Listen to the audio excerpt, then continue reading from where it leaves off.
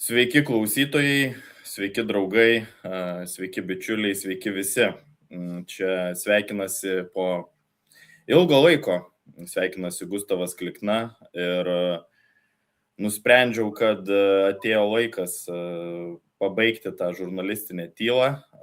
Pasiilgau žurnalistikos, pasiilgau podcastų ir manau, kad gyvenime pribrendo metas, kad ta plunksna, kaip atsimenu, lapkričio mėnesį rašiau, kad dedu plunksną į stalčių, bet kurią galėčiau vėl išsitraukti, kai ateis noras, tai kadangi kol kas dar į plačią žurnalistiką nesu grįžęs, pradedu savo veiklą, pradedu savo Substack kanalą.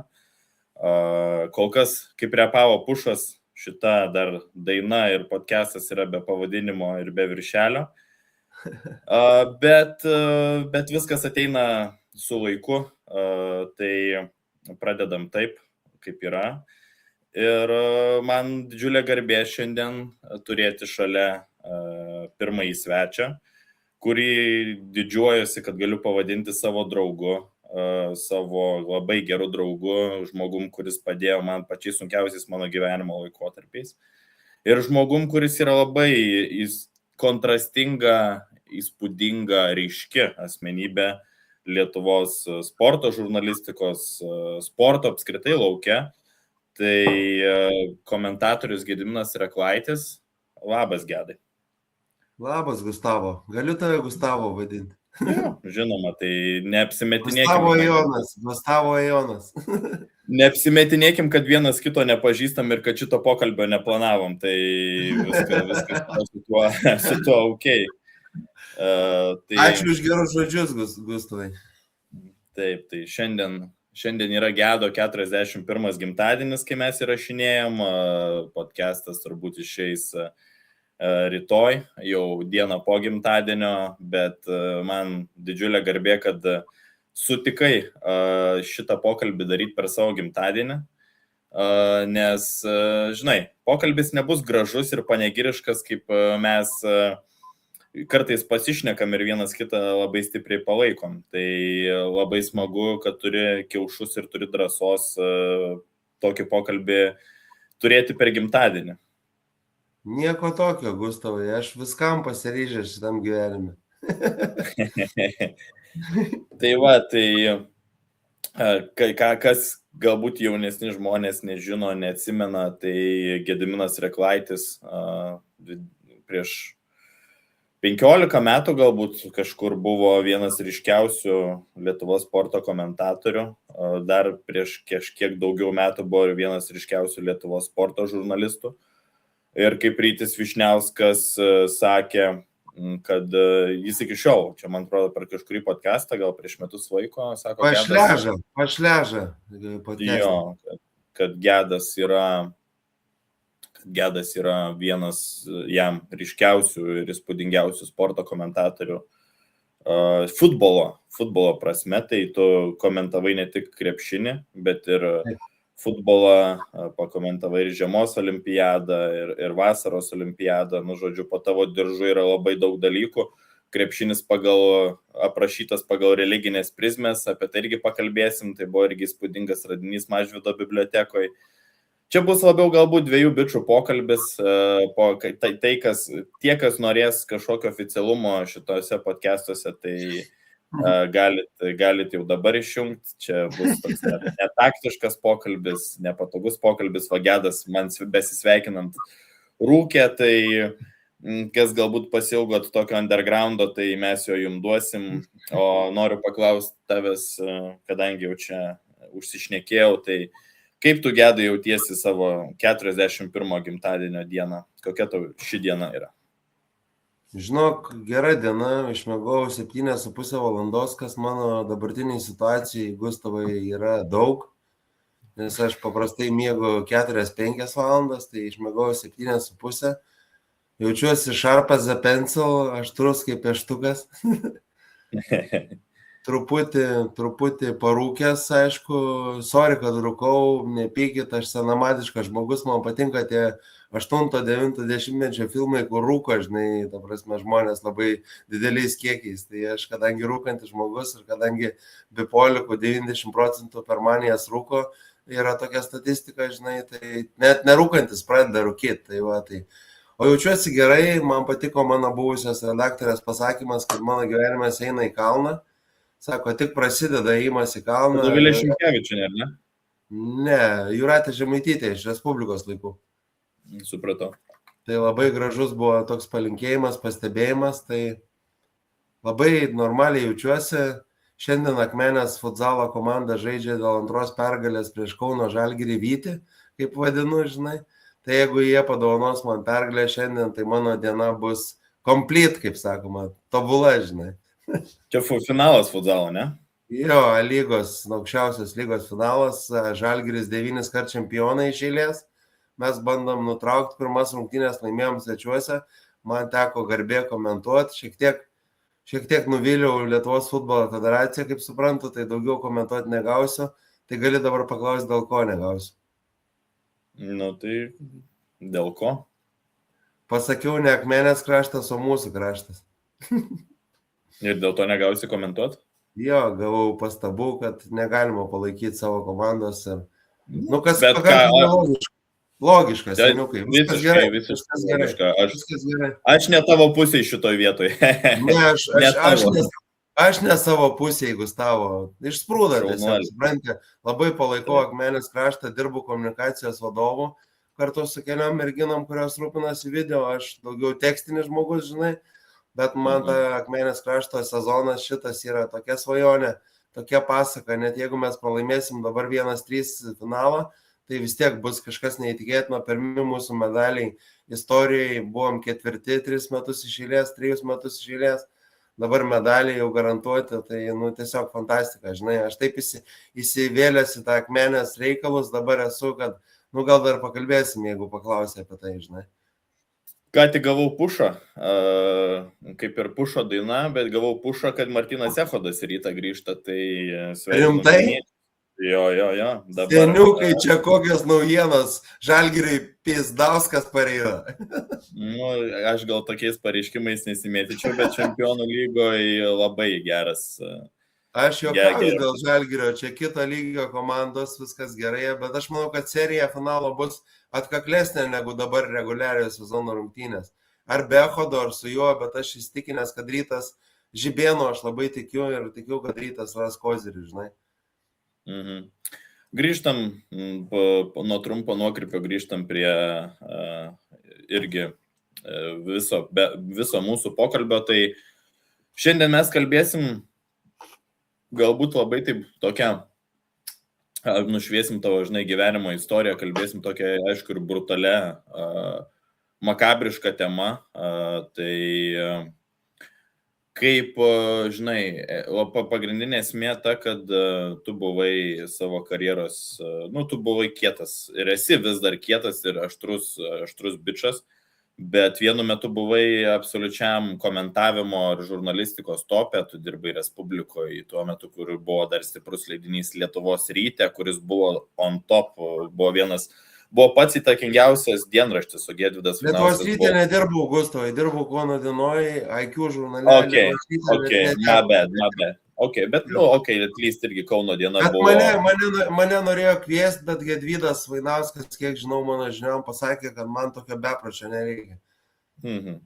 Apie beprotystę irgi pakalbėsim. Tai buvai savo sporto, žurnalistikos ir komentavimo viršūniai, bet per alkoholį, narkotikus, lošimus ir ligą, daug ką praradai ir aišku, sugrįžai, kas yra, irgi pakalbėsim apie sugrįžimo istoriją, bet jo, šiandien pokalbis bus toksai nelengvas. Tai pakalbėkim apie dabartį. Tu grįžai komentavimą, tave dabar galima pamatyti ir moterų lygoj krepšinio, ir nacionaliniai krepšinio lygoj. Kaip jauties sugrįžęs ir vėl tai darydamas, kur buvai žiauriai geras prieš kokius 14-15 metų? Jo, tai mano turbūt top forma buvo 2013-2014 metai daugmaž, gal 12-2014. Aš manau, kad tada buvau top 2 futbolo komentatorius, top 5 turbūt krepšinio komentatorius, gal net top 4, top 3. Tai dabar sugrįžęs jaučiuosi gerai, matai, Gustavai, kur yra skirtumas. Aš tada tai buvo tai mano pagrindinė veikla, nuo 2008 metų Sport1, kai pradėjau. Ir paskui Viasat Sport Baltico, tai iki 2019, tai grubiai buvo mano pagrindinis pajamų šaltinis, žinai, ir veikla pagrindinė. Dabar man tai yra hobis. Pavyzdžiui, dabar aš gavau NKL rungtynių 4, gal ir 5. Dabar, kiek žinau, negausiu, nes yra komentatorių užtektinai, rungtynių mažėja, komandų mažėja. Aš esu toks iš šono samdomas.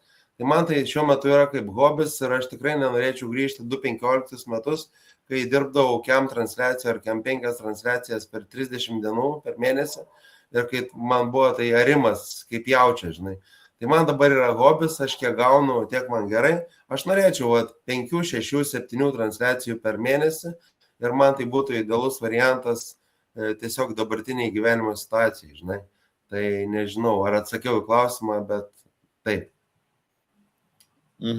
Bet jautiesi, kaip suprantu, tau tas jausmas suteikia tokios nostalgijos ir teigiamos nostalgijos ir teigiami jausmai yra komentuojant. Seniukai aš sportu domiuosi nuo 92 olimpinių žaidynių Barcelonoje, kai Ubartas laimėjo auksą, puikiai atsimenu, kad žiūrėjau per teliką, kai Lietuvos rinktinė...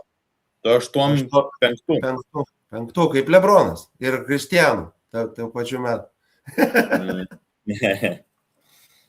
Tai va, atsimenu puikiai, kaip Lietuvos rinktinė nugalėjo Sovietų sąjungą, tada NVS vadinosi, nepriklausomų valstybių sandrauga, bet kiek man buvo džiaugsmo mažam pacukui, aš blemba atsimenu, tai nerealus pojūtis.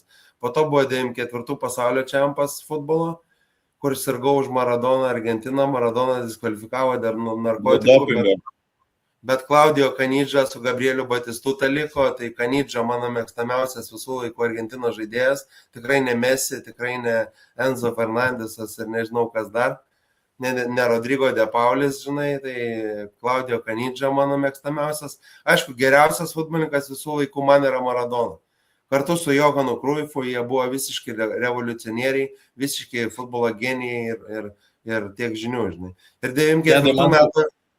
Atsimenu NBA finalus, žinai, Knicksai žaidė su Rocketsais, aš atvažiavau... Ir Hakimas sublokavo Jonas Starksą.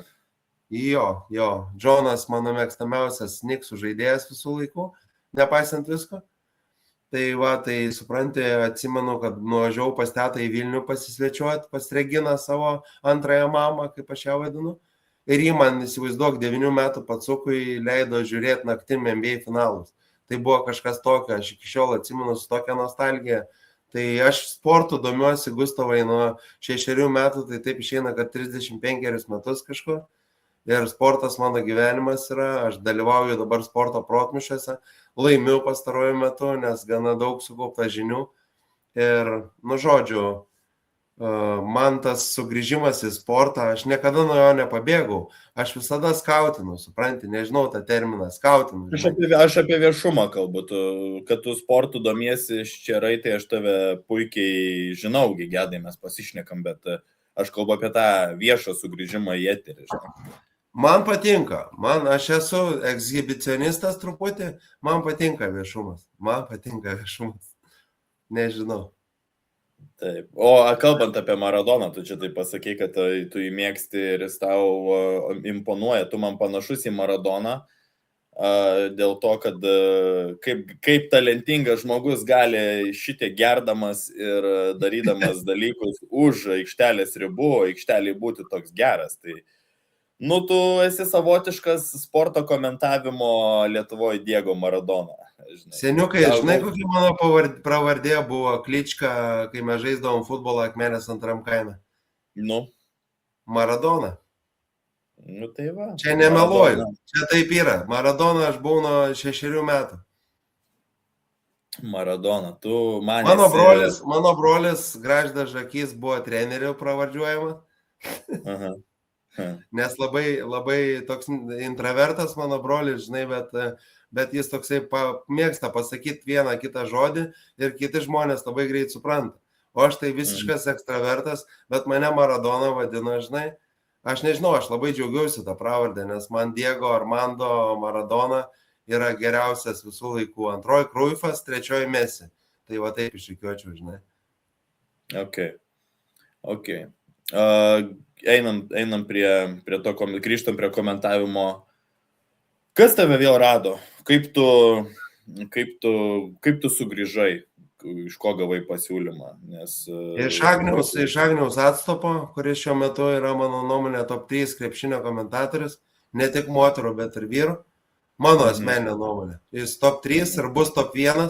Aš žinau darbo etiką, kokie yra pas Agnių, kokie talentai. Aš jį suradau prieš kokius 4-3 metus. Išskautinau, pamačiau postiną pas mane Eurostepė tuometiniam puslapį Facebook'e. Pradėjo jis komentarus rašyti, aš sakau, ateik dirbti pas mane redaktorium puslapio, autorium, žinai. Ir Agnių po to Justas Kučinskas, kitas mūsų bendras draugas, pasiūlė moterų krepšinį pakomentuoti, Agnius užsikabino ir dabar Ledo ritulį kaip fantastiškai komentavo. Apie save labiau gedai, apie save. Tai žodžiu, Agnius mane pakvietė į moterų krepšinio rungtynės tarp Šiaulių ir Aisčių. Aš visiškai sutikau, aš buvau ten tipo Color komentatorius, aš šiaip esu play-by-play komentatorius iš visko, žinai. Tai Color man gal nesiseka, bet atsiliepimai buvo geri, sakė, pirmoj pusėje mano balsas drebėjo, kas yra natūralu, nekomentavus 6 metus, žinai. Normaliai nekomentavus, aš ten pavienės transliacijas turėdavau, žinai. Futzalo ar ten dar ką nors. Tai balsas drebėjo, bet sakė, po pertraukos buvo senas geras reklaitis, žinai. Tai va, po to Justas Kučinskas išgirdo mano komentavimą, sako, geroj formai esi, kviečiu tave į NKL, žinai. Kietai. Tai aš dėkingas tiem dviem dėdėm, Agniui ir Justui, kad gražina karma man tos dalykus, nes aš jiem padėjau kažkada, dabar jie man padeda, supranti? Kaip galėtum palyginti galbūt savo komentavimą tuo metu, kai buvai Viasate, kai komentavai olimpiadas, Fulė, buvai savo tom pike ir dabar, kai sugrįžai, ar tas Gediminas, kiek jisai kitoks tas komentavimas tavo, kiek jisai su metais pasikeitė? Aš nebesu toks piktas, kai būdavau. Anksčiau pas mane daug agresijos, vidinio pykčio būdavo ir komentavime tai jausdavosi. Dabar aš nesu pliušinis meškiukas, Gustavai, bet supranti, esu toks draugiškesnis aplinkai, nes aš labai pakeičiau savo požiūrį į gyvenimą. Nuo depresijos ir pesimizmo perėjau į optimizmą ir pozityvą. Nežinau, man tie pozityvūs dalykai labai nepatinka, kai jie pakazucha tampa, supranti. Bet pas mane aš jaučiu, kad tai nėra pakazucha, supranti, Gustavai. Robertas Petrauskas labai yra gerai pasakęs apie pozityvą dabar. Mes, žinai, žiūrim į socialinės medijas, kur viskas atrodo gražiai, su filtriukais uždėta, žmonės gyvena gerai ir yra tokios frazės, tau viskas, čia neliūdėk, čia viskas turi būti gerai, viskas bus gerai, čia viskas fainai. Čia neliūdėk, blemba žmonės depresija nesirgia, gali pasakyti tą neliūdėk, nes tas neliūdėk, Gustavai, nesąmonė yra visiškai. Ne vien, žinai, ta depresija, bet šiaip toks iškreiptas mąstymas į pasaulį, psichozė, ta socialinių medijų, kad mes turim visada jaustis gerai ir viskas turi būti puikiai, fainai. Taip nėra, žinai, tai suprantu. Tai va, tai pakalbėkime apie, tu dabar komentuoji, ką tu dar veiki, ką veikia Reklaitis, tu dabar gyveni Naujojoje Akmenėje, ne? Ne, Akmenėje, stadiono gatvėje. Akmenėje, matai, esam geri draugai, bet paprastų detalių nežinau, tai... Nieko tokio, aš tavęs nesmerkiu, Gustavai. Ačiū, nieko apsivalysim Rūdis, čia pirmas pokalbis, irgi sunku grįžti, šiaip nėra lengva ir man. Įsivaizduoju, tikrai. Ok, tai ką veiki? Dirbu su komunikacija Akmenės futbolo klubo, naujosios Akmenės, bet jis Akmenės kraštas vadinasi, žinai, klubas. Tai lauko futbole cementininkas, legendinis vardas, nes cementininkas 61 ar 2 metais iškovojo Lietuvos taurę, žinai, tai kas Akmenė yra didžiausias laimėjimas lauko futbole visų laikų, žinai. Su legendiniu Vincu Kateiva, kuris vis dar gyvas ir neseniai šventė 80-metį ir aš jį sveikinau.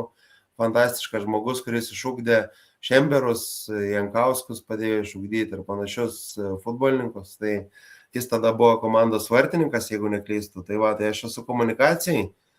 Aš su protmušiais dirbu ir galvoju klausimus už tam tikrą atlygį ir vedu protmušius pirmadieniais. Pats žaidžiu protmušį sporto penktadieniais, ketvirtadieniais prie Žalgirio rungtynės. Ką aš dar veikiu? Nekilnojamų turtų užsiemu, esu vertėjas per brūkšnelį vadybininkas.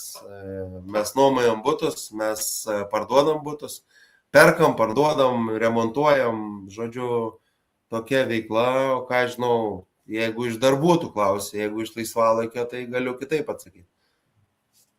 Atsakyk visaip. Darbai aišku, ką veikia laisvalaikiu?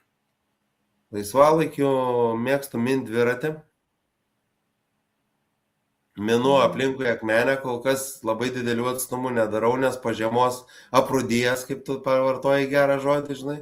Tai dabar numinu kokius 5-7 km, bet mano planas iki vasaros, iki sezono galo mint po kokius 50 km per dieną, žinai. Okay. Jo, ką dar veikiu, užeinu. Aš mėgstu bendrauti su žmonėm, Gustavo. Pagrindinis mano skillas gyvenime, įgūdis yra bendrauti. Aš mėgstu susipažinti su žmonėm, aš mėgstu pakalbinti žmonės, kurie niūrus eina gatve, aš prieinu, sakau, labą dieną, kas nutiko. O jis sako, neturiu ant alaus, aš duodu eurą, duodu 2 eurus, žinai, žmogui. Man atrodo, tai yra gyvenime svarbu. Kaip tu sakei, empatija. Aš per manijas nesu empatiškas, nes aš tampu agresyvus ir piktas, bet po truputį pas mane ateina tas empatijos momentas, žinai, ir aš bandau būti empatiškas visiems ir ką sutinku savo gyvenimo kelyje, ar tai būtų bomžas, ar tai būtų prezidentas. Aš visiems stengiuosi įlysti jo kailį, nes tu nežinai, kokius žmogus sunkumus išgyvena, ta prasme, per kokį iššūdą eina tuo metu, gal dėl to jis piktas yra. Kad jo gyvenime netektis yra kažkokia gyvenime, prarastas darbas, prarasta veikla kažkokia, netektis artimo žmogaus. Mes nežinom, per kokį šūdą gyvenimą žmonės eina ir man nepatinka, kai vertina pas mus labai įprasta, labai anksti šokti ant išvadų, žinai. Tas toks, tas anoks, ten Andrijausko atvejis, ne, dėl Lietuvo lietuviam. Aš nedarau jokių išvadų, aš žinau, kad man patiko tas dėstytojas, tas PMI. Ir aš negaliu patikėti šiuo metu, kad jis taip galėjo pasielgti. Ir aš laukiu teisėsaugos tyrimo pabaigos, kad aš tikiu Lietuvos teisėsaugą, tikiu teisinę valstybę, aš tikiu, kad viskas paaiškės ir tiesa paaiškės. Ir aš nedžempinu į išankstinės išvadas apie žmogų, kurį vertinu teigiamai, kuris man paliko įspaudą mano gyvenime, mano karjeroje, žinai. Čia labai geras kampas, Gedai. Šiaip aš irgi vaikštau į psichokorekcijas ir ką supratau eidamas ten ir reflektuodamas, kalbėdamas, kad, žinai, nereikia labai priimti asmeniškai tai, ką tau pasako. Ir žmogus galbūt irgi, žinai, turėjo sunkią dieną, jeigu jis tave aprėkė. Galbūt tai nėra į tave, žinai, nukreipta. No. Tai yra labai svarbu, kaip tu reaguoji, kaip tu priimi dalykus ir kaip tu viską interpretuoji. Čia nuo to labai priklauso tavo ramybė ir nuotaika. Tai visiškai tave galiu susitapatinti su šituo. Einam prie tavo gyvenimo pradžios. Tu užaugai tokioj patriotiniai, kultūriniai šeimoje, tavo tėtė karininkas. Tavo mama kultūros žmogus iki šiol organizuoja įvairius renginius Akmenės rajone ir kiek to patriotizmo, daug kalbėjimo ir kūrybos buvo pas tave vaikystėje. Man patinka viena frazė iš vienos labai gražios dainos. Kaip dabar palauk. Te nesibaigs daina krūtiniai, atidaviau save tėvynei, žinai. Tai čia yra iš Mano Lietuva daina, šiaip man atrodo dviejų Donatų originaliai, bet jį yra perdainuota. Tai man patinka tas žodis ir aš tėvynė, man gimtinė, Akmenės kraštas kaip gimtinė, man tėvynė, čia skirtingos savokos, žinai, bet man padaryti kažką gero gimtiniai, padaryti kažką gero tėvyniai, man yra tiesiog šventas reikalas. Aš daug metų išvaišiau nedarydamas gerų darbų, darydamas dėl savęs, dėl savo karjeros, bet dabar aš noriu Akmenės kraštui duoti kažką savo skilų, tų pačių skilsų, žinai. Noriu tėvyniai kažkokį duoti impulsą, žinai. Tai aš manau, kad man patiko vieno mano draugo frazė, blemba, sako, Gedai, tu įtakingas. Man čia pasakė prieš porą metų, kai aš buvau depresijoje ir visiškai šiknoj, žinai. Sakau, nebesvaik, Andriau, aš visiškai neįtakingas. Sako, bet tu būsi įtakingas, žinai. Aš juokiuos, žinai, ta prasme, koks aš jau būsiu įtakingas. Aš mėgstu iš savęs pasijuokti labai stipriai, žinai. Bet dėl tėvynės, tai va, tai gimtinė tėvynė man yra netuščios savokos, toli gražu, man ten tiek materijos yra įkišta į tas savokas, kad ir per tėvus, ir per senelius dar jo labiau, per Petrą Reklaitį, Valerijoną Nostį, tai tiek įkišta per močiutės, tiek prikišta į galvą, kad tai yra pagrindinės vertybės - šeima, gimtinė, tėvynė, didysis triumviratas, žinai. Ir tai turi vesti tave gyvenime būtent šitie 3 dalykai. Matau, Gediminas ant tavo sienos kabo, ką jis tau gyvenime suvaidino. Aš manau, kad Gediminas kunigaikštis yra pats geriausias Lietuvos visų laikų politikas. Jis pakvietė į Lietuvą vokiečius, jis pakvietė belgus, jis pakvietė prancūzus. Kvietė pirklius, dvasininkus, vienuolius ir taip toliau. Jis padarė neįtikėtiną darbą kovojant prieš rasizmą ir diskriminaciją Lietuvos valstybei, jeigu supranti, ką aš turiu omeny. Į dabartinės aktualijas žiūrint, būtent nuo Gedimino prasidėjo tolerantiškos valstybės Lietuvos. Ir aš nesutinku, kad Lietuva yra rasistinė valstybė, aš nesutinku, kad Lietuva yra žydų žudikų valstybė. Visokių niekšų, Gustavai, pasitaiko. Ir yra niekšų tarp amerikiečių, yra niekšų tarp rusų, yra niekšų tarp ukrainiečių, visur yra niekšų. Mes šiaip nesam nei rasistai, nei kažkokie homofobai, nei dar kas nors. Aš to tiesiog netikiu. Tai yra niekšai, pavieniai niekšai, kurie to užsiima. Kada supratai, kad tau patinka rašyti, patinka viešai kalbėti, kiek tuo metų buvo? Gal turi atsimeni situacijų kažkokių? Aš 3 metų kartu su teta nuėjau aplankyti savo babos, kaip vadinam, močiutės ligoniniai. Man buvo 3 metai ir aš valandėlę pabuvau ir tos kitos močiutės palatoj sakė, neišleisime Gedimino, nes su juo labai įdomu bendrauti. Aš močiutės klausinėjau klausimų, 3 metų man buvo, 3, gal 4 metai. Aš močiučių klausinėjau klausimų, man viskas buvo įdomu. Aš tipinis ekstravertas, Gustavo, plus cholerikas, introvertas. Cholerikas, sangvinikas, tai 5 metų aš mokėjau grybų karą atmintinai darželyje. O rašyti aš pradėjau turbūt kada aš išmokau, gal prieš 1 klasę kažkada ir tada pradėjau rašyti ir supratau, kad man visai tas dalykas veža, žinai. O kada pasukai, pagalvoji, kad jau nori, kad, blemba, visai gerai gaunasi, gal į žurnalistiką? Aš parašiau pjesę mokyklos teatro pamokose. Atstumtasis pjesė vadinasi, žinai. Tai ten buvo 3 puslapiai buvo pjesės. Ten mažas reikėjo, mažo formato pjesę, žinai. Visi buvo labai nustebę mano klasiokai, kad aš jaučiuosi atstumtasis, bet taip jau buvo, aš taip jaučiausi. Ir tada aš supratau, kad aš galiu parašyti kažką rimtesnio, negu ten, žinai, kažkokį dienoraštį. Kad aš galiu parašyti kažką solidesnio, žinai, negu tiesiog savo kažkokias dienos įvykius, žinai. Ir kaip prasidėjo tavo tas žurnalistinis kelias? Aš 12 klasėje labai abejojau, kur man stoti, ką rašyti pirmoje vietoje, nes galima buvo rašyti 20 specialybių stojimui. Aš dar egzų nebuvau išlaikęs, stojimo dokumentus įteikdavai ten gal gegužės mėnesį, egzai birželį, žinai. Tai aš svarsčiau tarp istorijos, politikos mokslų ir žurnalistikos ir tiesiog nuvažiavęs į Šiaulius su draugais pakalbėjęs, nusprendžiau, kad visgi žurnalistika pirmoje vietoje, tada istorija, tada politikos mokslai. Bet politikos mokslus aš pastudijavau, tai, žodžiu, tik istorija liko nestudijuota. Gal dar teks, Gustavai. Taip, ir kas tave pastebėjo, kaip tu pasukai link? Kur buvo tavo pirmas žurnalistinis darbas? Kada jau taip jau pradėjai valdyti šitą plunksną rimčiau? Tai žurnalistikos stojamasis buvo, reikėjo ten žudbūt 10 balų gauti, kad įstotum, nes tada konkurencija buvo 2/3 milžiniška. Aš gavau 10-uką, žinai, iš stojamojo, iš rašto darbo ir interviu.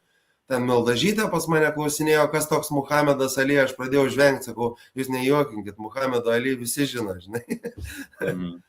Jo, ir aš pasakiau, kad mano svajonė tapti sporto komentatoriumi, Mildažytė dar paklausė, į ką norėtumėt būti panašus, tai atsakiau, kad noriu būti savo stiliaus ir nenoriu būti nieko panašus. Taip ir buvo. Tada man buvo 18 metų, žinai. Tai aš įstojau, pradėjau mokytis ir pavasarį mes tryse su Stasiu Vaitoniu ir Gintaru Radausku kursiokai nuėjom į Respubliką į Futbolo Ekspreso priedą. Ir ten mes nuo pavasario pradėjom rašyti, 2004 metų pavasario. Tai man buvo 19 metų jau sukakė, nuo to ir pradėjau. Ok, ir kaip atrodė tavo tas pradžia, tas kelias? Tai pacukas buvau, žinai, iš pradžių. Bet jau tai, kad gerai varai, kad eina dalykai į tą pusę. Gana greitai pajutau, nes mums visiems trim gerai sekėsi ir Gintarui, ir Stasiui, mes pakankamai skirtingi, žinai, bet mes juokavom, kad čia esam GSG triumviratas, Gediminas, Stasys ir Gintaras, GSG, žinai. Tai GNG, GSG, tai supranti užuominą, ne? Taip. Tie, kurie bijo visi, bijo tų, kurie nieko nebijo. Turiu šitą tatuiruotę pas save, turiu. Geras. Ir tai pakalbam, patęsim, kaip tavo tas kelias į žvaigždes, kaip tas tuo metu populiarus. Tai nieko, tada atėjo 2004 metų vasarą, reikėjo praktiką atlikti po pirmo kurso. Atėjo olimpiadai, įspūdingas laikas.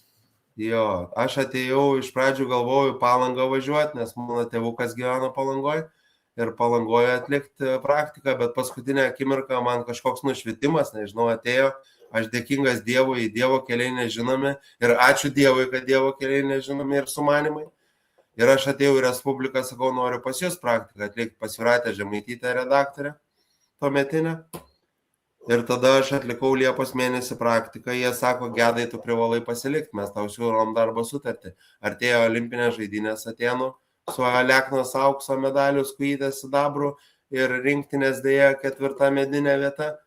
Ir žodžiu, supranti, Gustavai sako, lik. Ir tada pasirašiau kontraktą pirmąjį profesionalų. Ir viskas, nuo to laiko Tapai pro. Tapau pro, iš mėgėjų perėjau į pro. Įspūdinga. Tai 2004 Atėnai, čia šiaip toks laikmetis pradėt. Rinktinė turbūt stipriausia visų laikų, aukso medaliai kabinami ant kaklo. Ką ten diskvalifikavo? Fazekašą. Robertą Fazekašą, jisai atsisakė eiti į dopingą. Iki pat ryto, atsimenu, lukuriavo, ten jisai bandė kažkaip apeiti. Ir Alekna laimėjo auksą, Skujytę sidabrą. O kokių dar medalių buvo Atėnuose? Dabar galvoju, gal daugiau ir nebuvo. Jo, kažkaip tuos 3 ir atsimenu, bet šiaip įspūdingas laikas sporto. Manau, tai buvo toks sporto absoliutus žydėjimas, nes turėjom... Žinai, man Sidnėjus labiau Edgaras Jankauskas 2004 metais tapo FIBA čempionų lygos čempionu sporto. FIBA čempionų lygos. FIBA, blemba. Matai, kaip man tas krepšinis vis tiek į kraują jaudės. FIBA čempionų lygos čempionų, matai. Neveltui visų ryto džemperį esu. Tai apie tai tik ir galvoju pastaruoju metu, žinai. Tai įspūdingas metas pradėti. Ar atsimeni, kas buvo tavo tokie, į ką lygiavaisi, nes tuo metu buvo sporte Linas Kunigėlis, Robertas Petrauskas. Kas tuo metu buvo tokie rimčiausi žurnalistai? Tai tuo metu aš dar nebuvau komentatorius, buvau tik rašantis žurnalistas, tai iš rašančių man Eglė Šilinskaitė labai patiko iš Lietuvos Taip. ryto. Labai patiko Rita Stankievičiūtė iš Lietuvos ryto to pačio. Labai patiko Remigijus Kazilionis iš ryto. Giedrius Žurnalas Janonis. krepšinis, tu čia žurnalo krepšinį vardini. Jo, Giedrius Janonis nerealus žmogus, bet ne iš kamuolinių gaujos, o kitas Giedrius Janonis. Saulius Janonis iš kamuolinio draugo. Ne, Giedrius. Ok. Čia mes pastrigom biški, ne?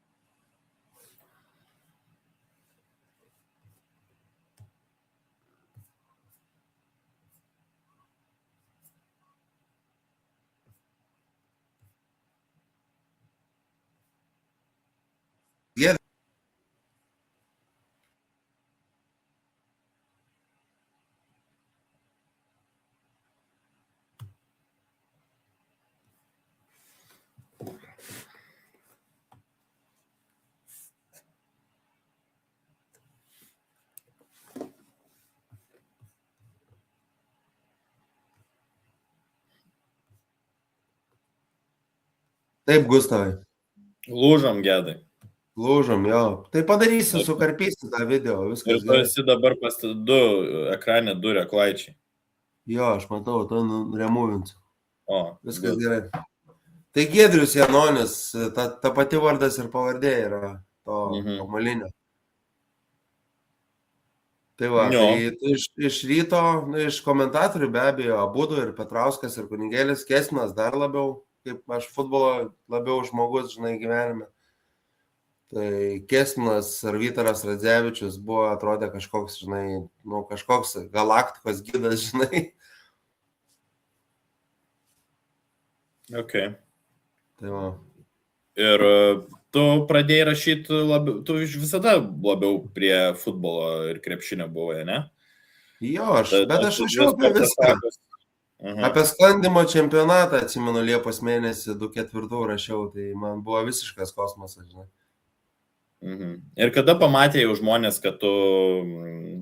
Ar atsimeni tos pirmas pagiras iš tų jau rimtų autoritetingų žmonių, kur supratai, kad čia gali būti labai rimta karjera? Nes aš atsimenu savo pradžią. 2005 kolegos pradėjo šnekėti, mes eidom kartu krepšinį pažaižnai, sakydavo, Gedai, gerai varai, žinai, maladėts, jaunas esi, sako, stenkis, augink vardą, žinai. Nenoriu minėti, kas ten konkrečiai, žinai, sakė tos dalykus. Tiesiog pasiliksiu savo, jeigu nesupyksi, Gustavai. Ne, tai čia nėra ir labai svarbu iš tikrųjų. Tai 2006 jau atsirado susidomėjimas iš Lietuvos ryto, kas tuo metu buvo aukščiausias levelis, ta prasme. Ten buvo kosmosas. Bet nematerializavosi, sakau, nepavyko man į rytą nueiti padirbti, bet gal ir gerai, aš į Kauno dieną perėjau. Po Tomko sugrįžimo, kai jis pradėjo vėl apie žydus ir gėjus rašinėti, žinai, čia 2007 metai. Aš tiesiog pabėgau, nes ten dalį atleido, mano kolegas Jūratė Žemaitytė Ramošką atleido, man siūlė redaktoriaus pareigas ir dvigubai didesnį atlyginimą, kas tuo metu būtų buvę apie 4000 litų, įsivaizduok 2007 metai 4000 litų, kaip dabar turėtų kokius 15 000 eurų maždaug. Bet aš išėjau, mane pakvietė Dovilė Kamarauskinė, dabartinė Šimkevičienė. Nuostabus žmogus, šiaip nuostabus. Jo, nuostabus. Man iš viso su vadovai sekasi. Jūratė Žemaitytė, Dovilė Šimkevičienė, Ovidijus Lukošius, dabar Tadas Mokasėjevas Akmeniai, Mantas Mačius Akmeniai. Man taip sekasi su vadovais, žinau, gyvenime. Aš nežinau, už ką man taip sekasi, seniukai. Bet, čia yra pizdėcas visiškas. Tai kažką galbūt irgi gerai gyvenime darai kitiem, kad ir tau atiduoda kažką. O kalbant apie Dovilę Šimkevičienę, tai irgi aš ir Kauno dieną, tai aš rašiau bakalauro temą apie politinį klientelizmą žiniasklaidoje ir ir lyginau Kauno dienos publikacijas prieš Romanovą ir atėjus jau Romanovui. Tai ten buvo kaip diena ir naktis, tai buvo labai įdomus tyrimas. Aš matai pabėgau laiku, aš laiku išeinu iš darbų dar, turiu tokį skilą gyvenime įgūdį. Tai laiku išeinu iš darbų, nes išėjau iš Respublikos Tomkaus siautėjimo pradžioje iš karto nelaukdama, žinai, ko, pavyzdžiui, Černiauskas nepadarė Šarūnas, jis dar liko Respublikoje kurį laiką prie Tomkaus siautėjimo ir turėjo rašyti klientelistinius nesąmonės, kaip tu sakai, žinai. Iš Kauno dienos aš išėjau prieš Romanovą ateinant likus ten keliam mėnesiam. Po 2009 Europos čempio, žinai, aš išėjau į Vesatą full time dirbti, žinai, nes aš pamačiau, kad aš nebespėjau, žinai, derinti šitų darbų, dar įstojau politikos mokslus. Tai nebespėjau derinti, žinai. Ok, o atsimeni kažkokį savo darbų seriją, darbą, kuris tave dar labiau pakėlėjo į viršų ir jau atėjo į tą tokį topą? Tai religiniai motyvai, 2006 metai. Tai įvesiu į kontekstą. Aš Mažvydo bibliotekoje, aš kažkada klausiau Gedo, kokie tavo ryškiausi sporto žurnalistikos darbai. Tai Gedas 2006 metais išvyko tada Lietuvos krepšinio rinktinė į Japoniją, į pasaulio čempionatą, kur jis buvo ganėtinai prastas Lietuvai, nebuvo Šaro, nebuvo ten Šiškos. Šiškos nebuvo, jo. Jo, ten nebuvo, tik Macijauskas atvažiavo iš tų rimtesnių ir Songailo. Tai prieš išvykstant į Europos čempionatą, tu aprašai, kadangi Sireika pasiėmė Bibliją į čempą, tai tu paprašai Lietuvos rinktinės pasirengimą pagal Bibliją. Tai čia tuo metu aš dabar negalėčiau rasti analogų šitam tekstui jau praėjus lygiai 20 metų nuo dabar. Tai aš įsivaizduoju, kaip smegenis sprogdino tuo metu, nes tu aprašai 2006 pagal krikščionybę, paskui aplink budizmą ir 2008 į Pekiną aplink budizmą. Ir 2010 pasaulio čempą pagal islamą. Tai čia, aš kai radau tos... 2011 pagal pagonybę, Gustai. Tai čia sakau, pagal pagonybę irgi. Čia yra šiaip įspūdinga. Aš kai Mažvydo bibliotekoje ieškojau tų tavo tekstų ir radau, man smegenis išsprogdino, nes dabar sporto žurnalistika yra tikrai gerose rankose ir aš galvoju, ypač krepšinio žurnalistika tikrai yra pakankamai aukštam lygi, tai žinai, ir Basket Newsas, ir Kanetas, ir Lekšas, Šuliauskas, Urbonas, yra eilė gerų superinių žurnalistų, kurie tikrai kelia tą lygį, bet tuo metu, kaip tai atrodė tuo metu, nes tu aprašei apie religiją, nes tuo metiniai tekstai, aš atsidarau internetą, tai tiesini aprašymai, ten tie intervai, jie tokie buvo sausi ir žali, ką dabar praktikantai realiai rašo, žinai. Ta prasme, tas lygis kyla, bet tuo metu tie tavo tekstai, jie visiškai pionieriški. Ir tas plunksnos valdymas, įspūdinga. Tai kaip, ar atsimeni reakcijas, iš vis kaip nusprendė šitos dalykus pradėti rašyti? Tai tiesiog Biblija, ir mes pakalbėjom su tuo pačiu Stasiu ir Gintaru, sakom, blemba, Biblija vežasi. Jie tuo metu, Stasys dirbo kitur, bet bendradarbiavo su Respublika, o Gintaras, jei gerai pamenu, dirbo Respublika. Ir kažkaip bendrai mums kilo ta idėja, nepasakysiu kam konkrečiai, nes bendrai toks jausmas, kad kilo ta idėja, žinai. Mes susėdom Šeškinėje į Stasio bute ir Bibliją atsinešėm Naująjį testamentą. Rinkom citatas ir tiesiog pagal citatas galvojom, kas galėtų būti. Pavyzdžiui, neieškok krislo svetimo akį, nematydamas rasto savoje. Tai šita citata buvo, žinai. Ir atsimenu, kad Sireika daug ten turėjo kritikų ir labai prie tų kritikų labai jautriai reagavo. Tai atsimenu, tas dalykas, žinai. O dėl feedbacko aš atsimenu, kad tą pirmą rašinį kėlės buvo Delfi. Iš Respublikos, įsivaizduok, dar Delfi su Respublika bendradarbiavo. Įsivaizduoji laikus? Čia kosmosas. Ir žodžiu, aš skaičiau komentarus, tada dar komentarai nebuvo tokie populiarūs, bet didžioji komentarų dalis buvo, ką jūs prisivalgėt, žinai, ką jūs prisirūkėt, kad tokias nesąmonės rašot, žinai. Nu, visuomenė labai nepasiruošus dar buvo tokiam tekstam ir... Aš manau. Darbam. Tai, žinai, čia rodo ir kažką kitai padarai ir šiais laikais žurnalistikoje. Tai ir dabar dar susilaukė, ten, žinai, dabar pavyzdys buvo Basket News'ai padarė podcastą Q&A ir pirmą kartą be stalo padarė, žinai. Nu, tipo, tiesiog ant sofkučių susėdė, ant kėdučių tokių. Ir visi ten, kur stalas, gražinkit stalą, čia... Matai, įpratimas yra antras prigimimas, tai tu įpranti prie kažkokio dalyko ir reikia pagal mokslinius tyrimus 21 kartą padaryti kažką kitaip, kad tu įprastum prie naujo dalyko, žinai. Turi 21 dieną, pavyzdžiui, nerūkyti, ne, ir tada jau nerūkysi. Turi 21 dieną sėdėti ant sofkės podcastuose ir tada atsiknis durneliai, žinai, nes pripras tiesiog, supranti? Tai sakai, reakcija buvo tokia aštri visuomenės, bet turbūt tarp kolegų tu jau... Tarp kolegų, Jūratė Žemaitytė iš viso buvo apšalusi, sako, kaip 20-mečiai pacukai tokius dalykus daro, žinai. Ai, tu 20 metų buvo senė, ne? Jo, man 21 buvo. 21, lygiai prieš 20 metų, nu. Jo. Buvai Kevinas Garnetas, dabar Dirkas Novickis. Kas yra rezultatyviausias visų laikų NBA europietis? Dirkas. Taip, Gustavo, taip. Dirkas.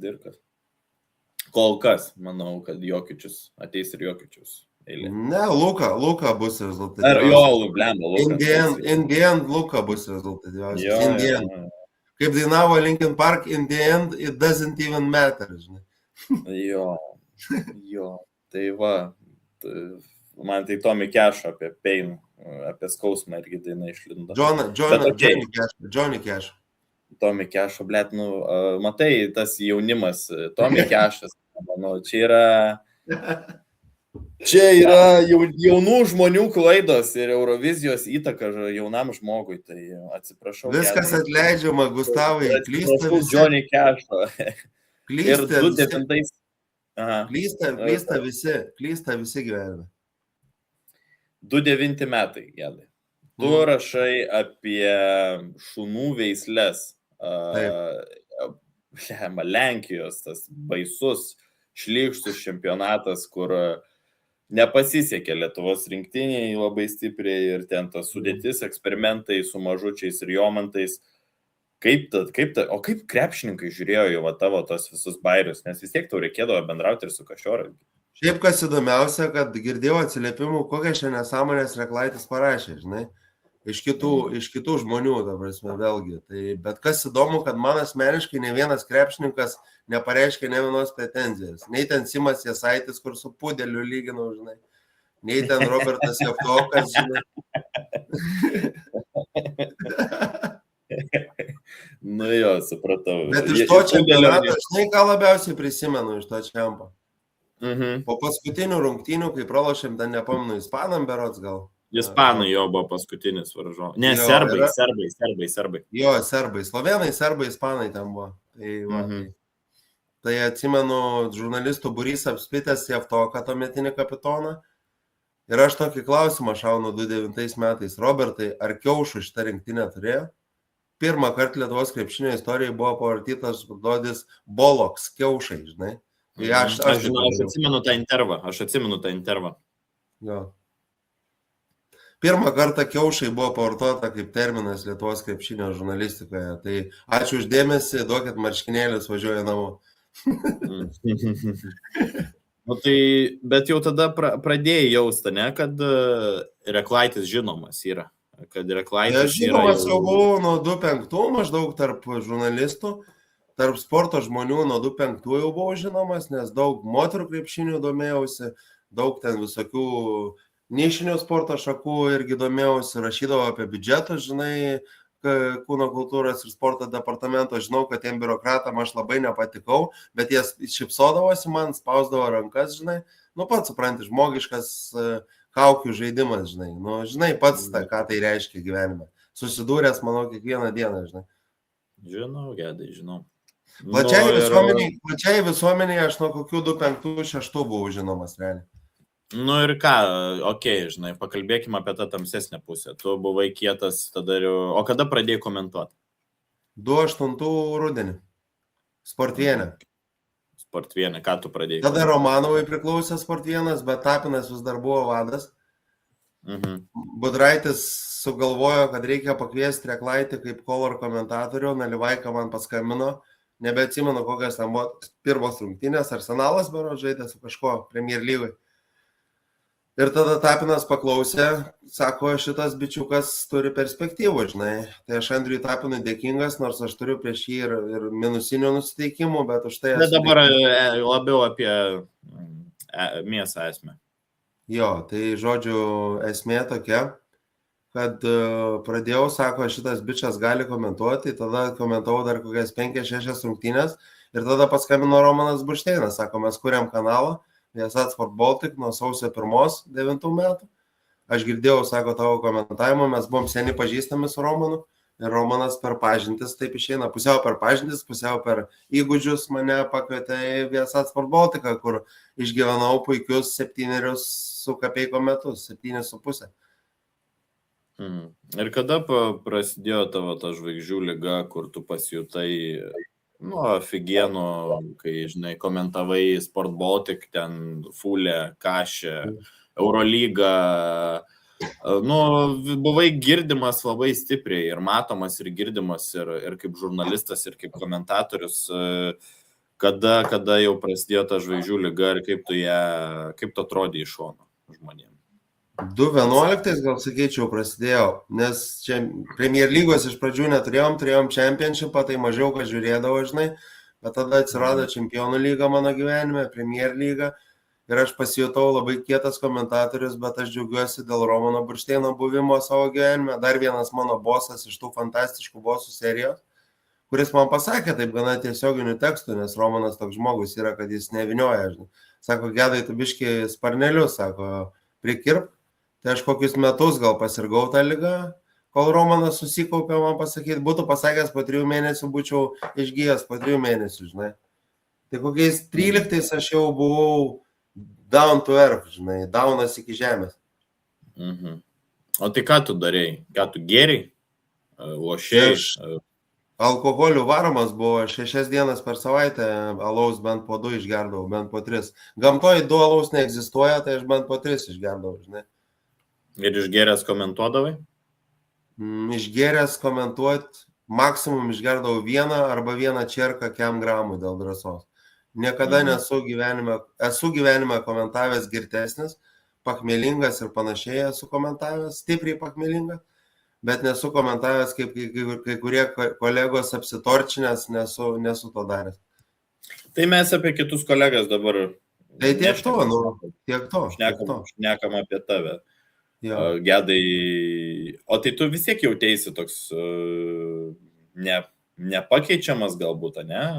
Dievas, jaučiausi biški, jo. Nes aš 14 sporto... Kaip tai pasireikšdavo? 14 sporto šakų komentavau, žinai, tai aš viską komentavau, tai man reikėjo pinigų, nes aš lošimų priklausomybę turėjau, žinai, tai aš Romano prašydavau kuo daugiau transliacijų ir pralošti pinigus, žinai. Keitėsi tavo sąveikavimas su draugais, pavyzdžiui, tavo elgesys? Ar keitėsi tavo elgesys? Tai be abejo keitėsi elgesys, tai buvo ir ta žvaigždžių liga, tai ten buvo su manim sunku bendrauti. Papasako, kaip atrodė maždaug. Man, ta prasme vis tiek, aš suprantu, kad nėra malonu šnekėti, bet išsiplėsk šitą temą. Tai, nebelieka savikritikos, per žvaigždžių ligą nebelieka savikritikos, nebelieka saviironijos, nebelieka savisarkazmo, kas yra geriausi žmogaus bruožai, šiaip jau saviironija, žinai. Mano nuomonė, geriausias žmogaus bruožas yra saviironija, ta prasme, iš tų tokių, neskaitant ten meilės ir kitų dalykų, žinai, tai iš tokių profesinių dalykų, žinai, tai saviironijos nebelieka visa kita. Šiaip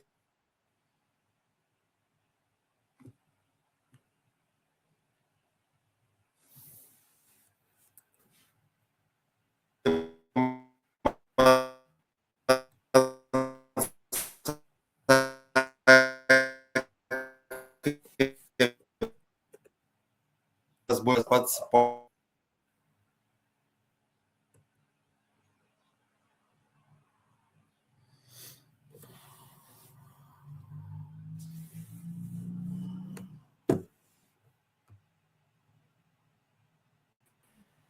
pas tave, Gustavai, ar pas mane? Pas tave. Tai sakai, kad nebelieka saviironijos, tai pratęskim nuo to. Ja. Tai vienas draugas man parašė, kad aš tapau dėmesio kekšė, bet aš rašydavau vieną postą per savaitę į Facebooką, tuo metu jis rašydavo po 5 per dieną. Tai buvo savotiškai irgi saviironijos trūkumas iš to žmogaus. Tai čia kalbėjai apie Paulių Ambrazevičių, ar ne? Jo, apie Paulių. Tai jis dėmesio kekšė mane išvadino ir pasakė, kad aš neturiu laiko tavo nesąmonėm. Aš jau sirgau bipoliniu tuo metu ir aš gal buvau dėmesio kekšė, nes per manęs tu tampi dėmesio kekšė. Ir taip ir yra, žinai, bet taip ir įvyko įdomiai, gana tokia situacija. Tai tas žmogus mano gyvenime yra miręs, tiesiog galima pamitėti vardą ir pavardę, žuvį duoti ir tiek žinių.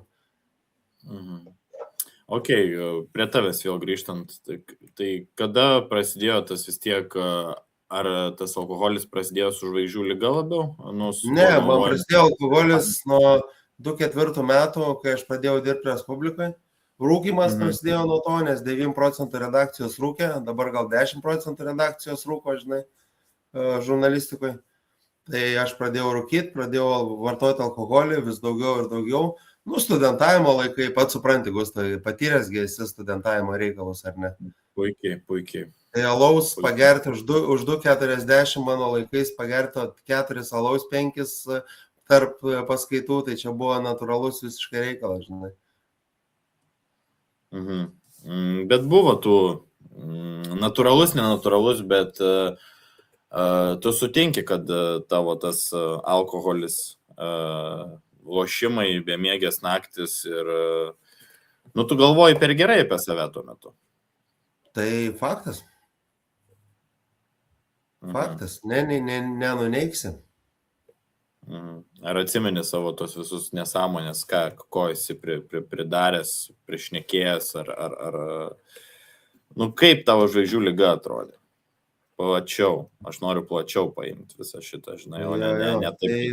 Ką žinau, esu jaučiu įskaudinę žmonių, tai kai kurių atsiprašęs, kitų gal nespėjęs atsiprašyti iki šiol.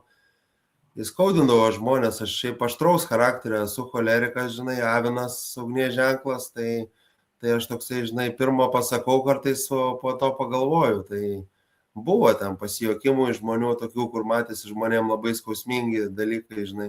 Aš tokį sarkazmą mėgstu, tai iš to sarkazmo, žinai, tas žvaigždžių ligos, kaip tu sakai, sarkazmas dar labiau padidėja, nes tada atrodo, kad visi duchai, žinai, tai va tas duchus duchini ir gaunasi, kad tu esi toksai kaip ir galios pozicijai, galima sakyti, turbūt, žinai. Aš galios pozicijoje ir būdavau, žinai, su kolegom, su draugais, tai aš būdavau galios pozicijai ir piknaudžiaudavau tą galios poziciją, paprastai tariant, žinai. Ar buvo žmonių, kurie matė šitą ir sakė, Gedai, stabdyk tą savo aroganciją? Tai Romanas, Dovilė apie lošimus nežinojo, bet žinojo apie alkoholį. Aš dirbu 2 savaitės, kaip jautis varau, ten per dieną po 3-4 tekstus, žinai, Kauno dieną, Vilniaus dieną, ir tada 2 dienom arba 1 dienai dingstu, žinai. Tai Dovilė, man rods, buvo pavadinusi Reklaičio atostogom šitą dalyką, tą dingimą, žinai. Jo, bet tu vis tiek tam pikė savo komentavimo, tu dafiga geriai, dafiga lošdavai. Ir vis tiek varydavai. Tai kaip atrodydavo tavo savaitė arba tavo diena, ar gali papasakoti, nes komentuoti be kiekvieną dieną pakmilingam arba išgerusiam ir būti vienu geriausiu, čia yra kaip Diego Maradona visgi irgi. Čia yra savotiškas Diego Maradonos dalykas. Aš to neheroizuoju, aš labiau tai... Aš šiaip net nežinau, aš tiesiog dabar paimu neutralią poziciją, čia tiesiog tau kaip klausimas, kaip atrodė tavo tos dienos, kaip tu... Tai žinai, kaip pavyko funkcionuoti. Funkcionuoti pavykdavo, bet tu gerą žodį paminėjai, funkcionuoti, negyventi. Tu daugiau funkcionuodavai, žinai, ta prasme, tai...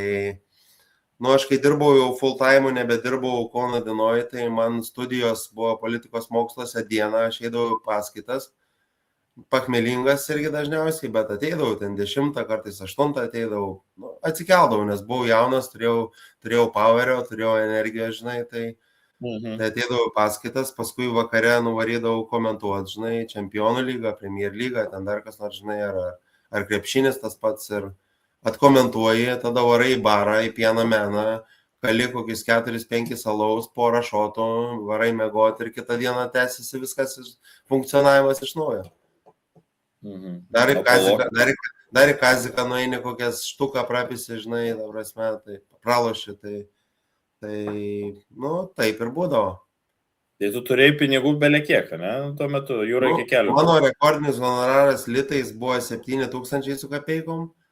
2014 ar 2015 dar prie lito, rekordinis mėnesio eurų 2300 po Rio olimpinių žaidynių, kur naktim varėm, ta prasme. Tai 2015, 2016, 2300, kaip dabar kokie 5000, žinai. Pagal perkamąją galę. Okay. Kaip keitėsi tavo aplinka, kai buvai tiesiog bičas iš Akmenės ir paskui tapai tą žvaigždutę? Kokie žmonės tave supo? Kaip tu galėtum apibūdinti, nes aš savo vieną iš žvaigždžių ligų apibūdinčiau kaip tuštybę. Aha. Ne tuštybė, bet daug neteisingų žmonių pasirodė mano gyvenime, kurie paskui dingo, į apkasus pabėgo, kaip sakoma, žinai. Nes visi nori prisiliesti prie šlovės. Toks yra žmogaus prigimtis prisiliesti prie šlovės, Gustavai. Visi nori prisiliesti, žinai. Ne visi, bet yra žmonių tipažas, kuris nori prisiliesti prie šlovės. Ir tu galvoji, kad jie tau perka alaus, kad jie tau tave giria, kad jie yra tavo draugai. Ne, seniai, kai pas mane atėjo krizės, kai pas mane atsirado ligos diagnozė, dingo visi tie šlovės ieškotojai, žinai. Glory Hunteriai, kaip vadiname, ne? Tai Glory Hunteriai dingo iš mano gyvenimo labai staigiai, žinai. Kai kurie bando grįžti šiuo metu, bet aš jaučiu tik dėl to, kad aš vėl Glory pradedu siekti, žinai.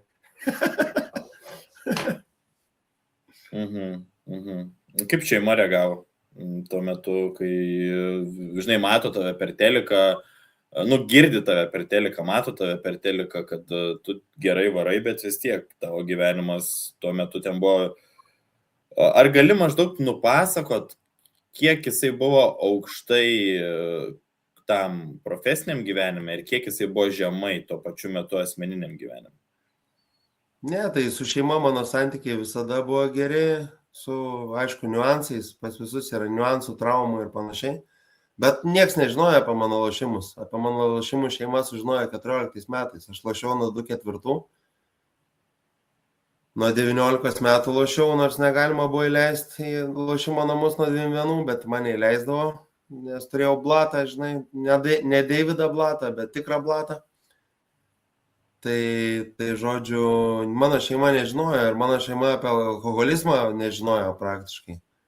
Jie matė, kad kažkas yra negerai, man tėvas yra pasakojęs. Aš matau, kad kažkas tau negerai, bet blemba sako, tu dirbi, tu uždirbi pinigus. Mano teta stebėjosi, kad aš neturiu pinigų pastoviai, žinai. Pradėjo stebėtis kurį laiką, tai sakau, kodėl tu manęs neklausai, kodėl aš neturiu pinigų, žinai. Nes jis žinojo, kiek aš uždirbu daug maž, bet aš niekada neturėdavau pinigų, žinai, pirkiniam kažkokiam stambesniem ir panašiai. Automobiliui tam pačiam. Aš galėjau susitaupyti per 2 mėnesius automobiliui, bet aš neturėjau pinigų, žinai. Tai, mano bendravimas toks su šeima buvo, žinai, o klausimą ar atsakiau, tai patikslink dar, jeigu neatsakiau. Atsakei, bet tu man atsiuntei savo vieną tokį tekstą iš 2022 metų, kad tu komentavimo viršūniai prisigeręs norėdavai nušokti nuo tilto, nuo Balto tilto, ir nuo Žvėryno tilto. Nuo Žvėryno tilto, ne? Tai čia po prasilošimų, kai išeini, praloši kokius 3000 litų ir lieka tau 50 litų 3 savaitėm pragyventi, o aš paskolų imti nenoriu ir neimdavau, nebent iš draugų iš karto gražindavau. Tai ten kelius šimtus litų gali pasiskolinti, žinai, tai man būdavo toks noras, bet aš taip ir rašiau, kad aš bijodavau, kad iš burnos labai smirdės, eidavau namo, išsivalyti dantų ir tada galvodavau, eisiu vėl šokti, bet jau tada eidavau mėgoti, žinai. Tai labai viskas kaip ir logiškai išsisprendė. Tai čia nežinau, kieno čia pagalba, aukščiausiojo ar likimo, ar kieno, kad aš nenušokau, nes tų šansų nušokti tikrai buvo daug. O noro, ar čia buvo tiesiog mintis ir tos tokios, žinai, silpnumo akimirkos? Nu, ta prasme, ar tu realiai tikrai adekvačiai norėjai nusižudyti? Jo, norėjau. Kodėl? Galiu paklausti taip paprastai? Nes nesijaučiau laimingas, jaučiausi labai nelaimingas. Gerai, pabūkim kaip terapija, o kodėl jautėsi nelaimingas? Gali išplėsti? Todėl, kad mačiau, kad nepaisant visos mano profesinės sėkmės, kuri buvo akivaizdi tuo metu, mano vidinė būsena buvo tragiška. Aš prasilošęs, man su mergom neina kortą, blogi santykiai toksiški, man su šeima toksai biškis susvetimėjimas vienu metu buvo porą metų, žinai. Aš draugus jau praradinėjau, kabutėse draugus. Ta prasme, man buvo, šudina labai savijauta, supranti, depresinė savijauta. Ir kas tave sustabdė nuo šito dalyko? Aš aišku labai džiaugiuosi, kad tu to nepadarėjai ir kad tu esi čia dabar ir kad mes šnekamės, bet jeigu lendant į tą temą, kas visgi tave sulaikė nuo šito dalyko? Atsakomybė prieš šeimą, vienintelis dalykas.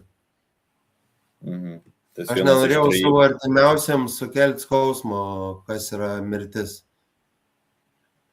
Tai vienintelis dalykas, tai ir Dievo apvaizda, manau, tuo pačiu, o vienintelis dalykas, dėl ko pats tai nepadariau to dalyko, tai buvo atsakomybė prieš šeimą. Ir prieš narus, kad neuostytų neplautų dantų. Įspūdinga, kaip tu moki paironizuoti situaciją. Aš to iš tavęs mokausi, tai čia tau propsai, pagirimai. Ačiū, Gustavo. Aš suprantu šitą dvasinės tuštybės ir dvasinio tokio nuosmukio tą visą esmę, nors ir būnant profesiniai aukštumoje. Aš turėjau panašius dalykus savo gyvenime, bet papasakok žmonėm, kurie galbūt to nesupranta, kaip gali bičas, kuris uždirba belekokį honorarą, kuris komentuoja Rio olimpiadą, kuris yra vienas žinomiausių ir geriausių Lietuvos sporto komentatorių per brūkšnelį žurnalistų, o kodėl jau tas gyvenimas jau toks blogas yra? Kodėl jau čia taip, kodėl tu taip, kodėl toks kontrastas iš vis? Galiu pacituoti G&G sindikatą. Pacituok, aišku. Dar daugiau daiktų ir atributų, bet laimės iš to nėra. Laimės iš statuso, laimės iš profesijos, laimės iš pinigų, laimės iš karjeros nėra. Tai turi būti tik tavo priedėlis tikrai laimiai. Tikra laimė yra kituose dalykuose, visiškai kituose dalykuose. Ir aš tai patyriau savo kailiu, aš tai jaučiu daugelį metų ir šiuo metu aš esu laimingas, o 14-16 metais aš buvau labai nelaimingas. Ir čia pametei tuos dalykus per visą tą savo puikybę tuo metu, ne? Jo, turbūt. Man tada atrodė svarbu, man atrodo jauniems žmonėms svarbu ir dabar yra svarbu daryti karjerą, kilti laiptais, žinai, viršų, nuo ten iki direktorių ar dar ką nors. Kur tu bedirbtum, kokioje srityje bedirbtum. Jaunam žmogui tai yra svarbu. Dabar skaičiau, kad Z karta nebenori dirbti, tiesiog nebenori siekti karjeros. Ir man tai yra toks įdomus atradimas. Ta Z karta yra laimingiausia pasaulyje šiuo metu, žinai, pagal tyrimus atliktus oficialius. Ir jie nenori dirbti, jie nenori siekti karjerų ir man panašu, kad jie daug anksčiau negu aš rado receptą, kaip gyventi šitam pasaulyje, žinai. Man karjera yra svarbu. Kad svarbu, tai faktas, Gustavai, bet jeigu tai tampa svarbiausia ir vienintelė tavo esmė, vienintelė prasme, vieninteliu tikslu, tai tu ir eisi į tuštybę, žinai. Taip, aš tą irgi išgyvenau praėjusiais metais. Klausyk, galiu aš vandens įsipilti, Gustavai? Žinoma.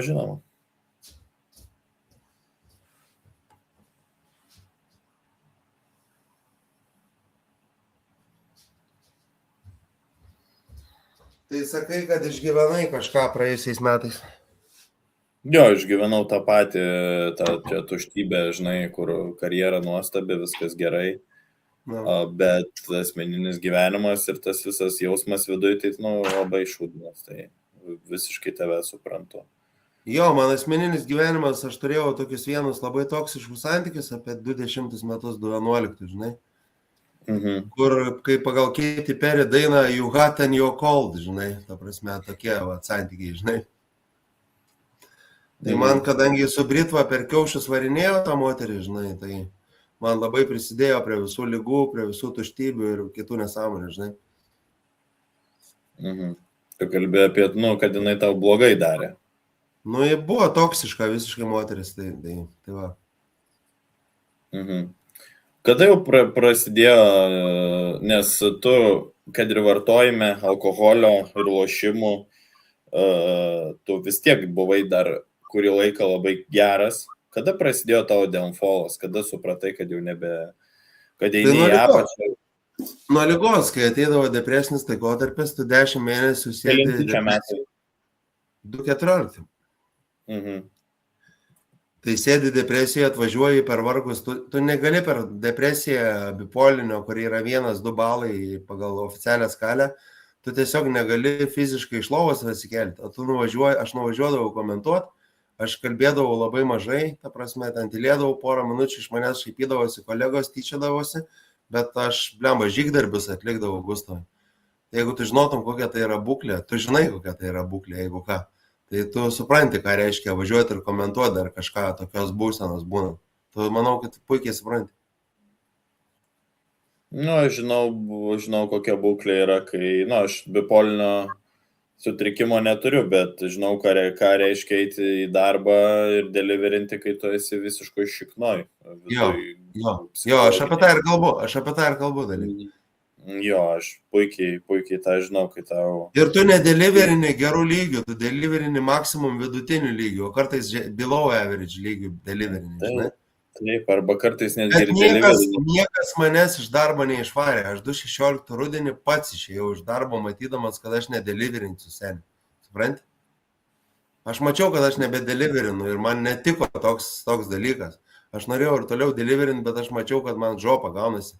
Ir aš nebedeliverinu ir man pasidarė nesmagu dėl to, aš radau priežasčių kitų, viešai jas įvardėjau, jos irgi yra teisingos, bet svarbiausias jausmas, žiūrint iš dabartinės perspektyvos, aš nenorėjau nedeliverinti, aš norėjau, kad visi prisimintų Reklaitį 2014, 2015, 2016, 2013. Aš norėjau, kad visi prisimintų tokį Reklaitį, o ne beviltišką kažkokį nusivažiavusi bomželį, žinai.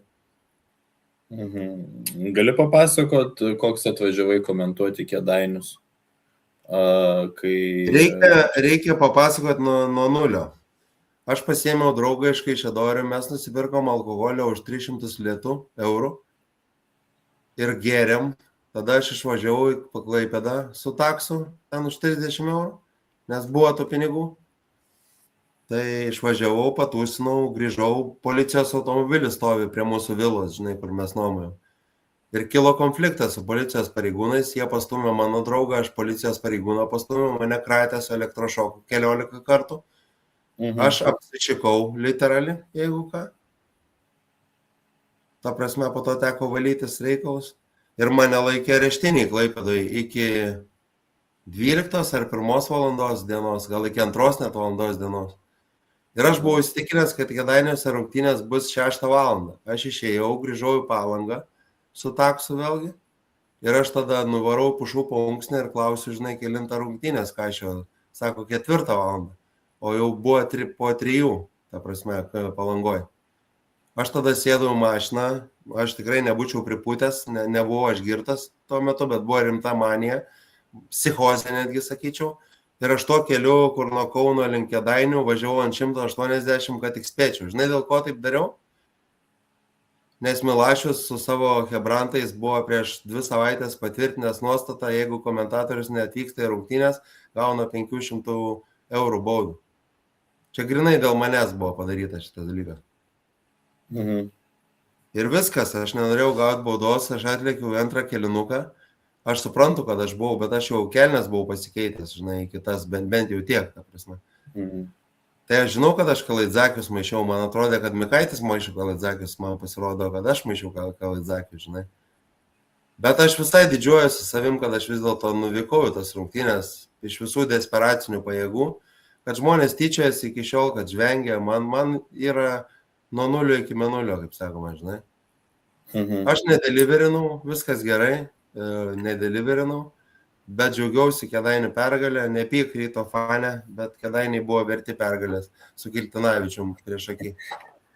Oi, aš visiškai nepykstu, čia 100 metų jau praėjo, bet labiau apie patį, žinai, kaip atrodė, žinai, tas tavo tuo metu gyvenimas. Tai reikia žinoti prieš istoriją, ta prasme. Ne, aš kalbu, žinai, kaip, aš ne čia, man tos rungtynės yra iki lemputės, bet aš kalbu, labiau norėjau, kad nušviesum, kaip tavo gyvenimas tuo metu ant daily basis atrodė, tai tu čia labai gerai papasakoji, žinai, vieną dieną ten vakare dieną gerimai ir baliai, žinai, paskui komentavimai, tai čia maždaug apie tai. O kaip reagavai, kai supratai, kad turi bipolinį sutrikimą, kada supratai? Tai man diagnozę paskyrė prieš 12 metų daugmaž. Dar mano gimtadienio nesulaukus 2014. Aš tada į Maidaną medikų misiją išvežiau su Agnė Zaunskaitė ir Žygimantu Zabieta. Mes 3 padarėm per 2 dienas, išvežė medikų misiją, apsauginių misiją ir man labai paveikė tas, kai aš mačiau, atėjau vieną vakarą komentuoti, žinai, į TV3 studiją ir ten rodo žinias ir matau tos žmonės iššaudytom akim, žinai, kur šaudė į akis iš kulkų tikrų, ta prasme, ir guminių. Ir man toks buvo, toks taip inspiravo maniją ir psichozę netgi. Ir aš po to jau prisidirbau visokių reikalų, pas Sabonį ten buvo reikalų, žodžių, nesvarbu. Pas Sabonį? Jo, bendravom, geriam viskį pas Sabonį, Pušų paunksniai, su Arvidu Romu. Bet ne Dambrausku Romu, su Romu, Arvidu Sabonį. Tai aš ten turėjau emocinį sprogimą prie šeimos. Ir mane sako, kreipkis reikia į medikus, žinai. Na ir viskas, man pirma reakcija buvo tokia, kad ir vienu metu ir palengvėjimas buvo, kad pagaliau aišku, kas man čia yra, nes man gana greitai nustatė diagnozę ir atėjo palengvėjimas, o kita vertus buvo toksai blemba, o kodėl man, žinai, ką aš blogo padariau, bet aš blogo esu padaręs gyvenime, tai dabar suprantu, kad esu aš blogo padaręs gyvenime, žinai. Čia tas bipolinį užaštrino alkoholis, ne? Ir tas gyvenimo būdas irgi stipriai prisidėjo prie... Jo, nemiga, alkoholis, blogi santykiai, visi tie dalykai susidėjo į vieną, žinai. Aš turbūt sirgau iki 14 metų, tik tai šiek tiek kitokia forma buvo, žinai. Aš taip spėjau, kad aš nuo kokių 20 jau pradėjau jausti simptomų, žinai. Bet aš galvojau, kad visi taip jaučiasi, žinai, kad visi tokie mano amžiaus 25 metų patsukai, žinai, taip jaučiasi. Biški pasimetę gyvenime, žinai. Taip, ir tu per bipolinį vis tiek dar dirbai ir Rio olimpiadą, bet tu jau tada pradėjai jaust, kad tu savaitę galėt komentuoti, o paskui visiškai ten savaitės miręs. Gali papasakoti? Ne, savaitę miręs trumpiau būdavau, nes reikėdavo deliverint vėl iš naujo. Tai jo, bet stil papasakok, kaip atrodo tas bipolinio gyvenimas, žinai, ypač kai karjera. Tai reikia atskirti maniją, kas yra aukštai, ir depresiją, kas yra žemai, žinai. Tai reikia atskirti 2 fazės, žinai. Tai man per jo žaidynės buvo manija, tai man nebuvo problemų komentuoti naktim ir parom, žinai, nes aš galėjau nemegoti parom, ta prasme. O manija tai yra pakili nuotaika, ar ne? Jo, labai pakili nuotaika, jo. Jo, tai aš galėdavau nemegoti parom, nes tu nemiegi, tau dopaminas gaminasi, testosteronas gaminasi, serotoninas gaminasi. Tu tokį miksą, tu išgeri litrą, aš esu geręs, nesigirsiu, bet tai buvo. Litrą išgeri viskio, 4 valandas numiegi, važiuoji su mašina autostradą, žinai. Ir esu pūtęs, vieną kartą 0,2 pripučiau, kitą kartą 0,0 pripučiau, nors buvau litrą su viršum išgeręs prieš 4 valandas. Antie gaminasi visi hormonai, kad tau ištaško visą tą alkoholį, kčiortavai materiją, sorry, kad rusų kalba bendrauju. Tai taip ir atrodė, ne? Tu komentuoji, paskui tavęs nėra visuomenį. Jo. Reklaičio atostogos. Ir kaip jautėsi, kai po tos manijos atidavo tą depresiją?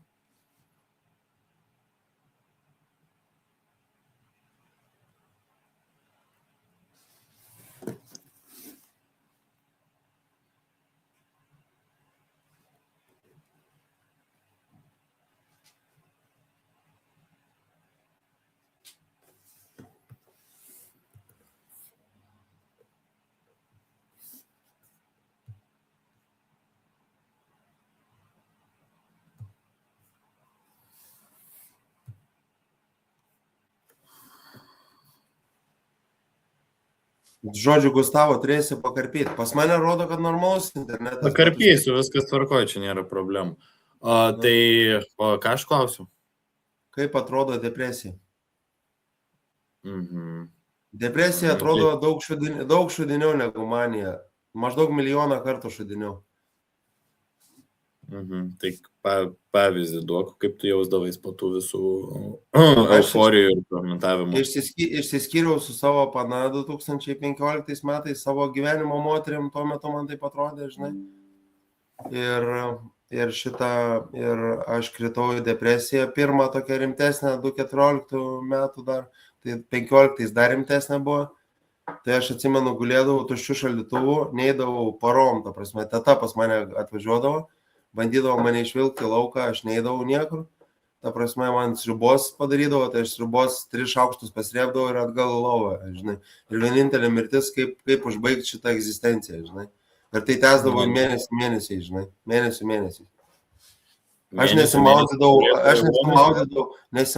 dantų nevalydavau, ta prasme, parduotuvę neidavau, visiškai jokios socializacijos, jau iš darbo buvau išėjęs, žinai, ta prasme, tai visiškai toks egzistavimas, žinai, aš jokiausi su savo psichiatru, sakau, kaip morka jaučiuosi tokia nedavirta, žinai.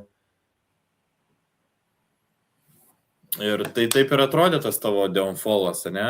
Tu jau paskui pradėjai, tu pasiuntėjai nachui Robertą Petrauską, kas čia buvo? Kaip atrodė jau tas tavo paskutiniai akordai sporto komentavime?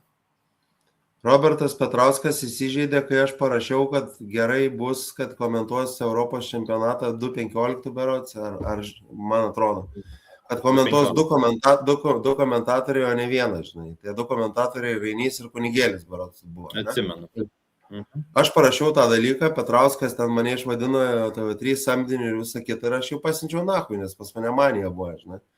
Sako, eik tu nachui, aš apie tai nerašiau, jeigu tu skaityti nemokė, ta prasme, tai čia tavo problemos. Jis pasijautė, kad mane TV3 pasamdė, kad jo paneigčiau talentus ir sugebėjimus. Ten ne apie tai tekstas buvo, Gustavai, ta prasme. Čia panašiai kaip rasizmo istorija Alytuje. Aš vakar parašiau, kad tikrai nėra rasizmo, vis tiek tie žonglieriai prisikabina prie to, kad yra rasizmas, žinai.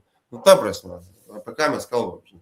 Jūs blemba apie rasizmo problemos aš neneigiau, bet aš nemanau, kad Lietuvoje yra rasizmo. Lietuvoje yra atskiri pavieniai atvejai ir pavienios organizacijos, kurios užsiima tais dalykais, žinai.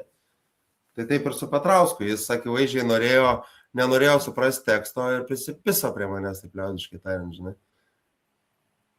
Bet aš Robertą gerbiu, buvau supykęs trumpai, bet kai atėjo depresija, aš supratau, kad ir aš galėjau dar kitaip parašyti, žinai, tą tekstuką. Nu, žodžiu, tokia istorija. Mes su Robertu šiaip gana geri bičiuliai esam ir aš jam linkiu sėkmės, atsigaunant po insulto. Tikiuosi, kad pas jį viskas bus tobulai gerai. Linkiu tik geriausio, tavruose. Ir tada čia buvo tas tavo toks pabaiga, ne, kur jau liga tave stipriai pasiėmė ir įpročiai jau tave stipriai pasiėmė. Vis tiek turbūt ir per tą bipolinį tu nebuvai pavyzdingas, tu ir gėriai. Tai aš geriau, per manijas tu geri litrais, aš buvau viskių varomas, Gustavai. Viskių, tekilą, džinų, alumi, aš gerdavau litrais, ta prasme, viskį. Nors burvonas geriau, dabar jau suprantu, kad burvonas geriau. Okay. Tai tu pasitraukė iš komentavimo kokiais 2019, ne? Aš 16 išėjau iš Vesato po olimpinių žaidynių praėjus mėnesiui. Tada nusprendžiau 17, kad vėl noriu komentuoti. Kaip tu panašiai sakei, kad nori vėl būti žurnalistikai, taip aš noriu komentuoti. Tada man davė NKL biškį. NKL aš visai pusę velnio tvarkiausi. Tada davė LKL. ir tada davė moterų krepšinio, kai iš LKL aš išėjau po Kėdainių istorijos. Aš nelaukiau, kol mane atleis. Aš Šarui Mazalui parašiau, sakau, eikit nakus visais milašiais, man jūs neįdomus ir aš jūsų nebekomentuosiu. Tai va, tai aš vėlgi išėjau pats užbėgdamas įvykiams už akių, žinai.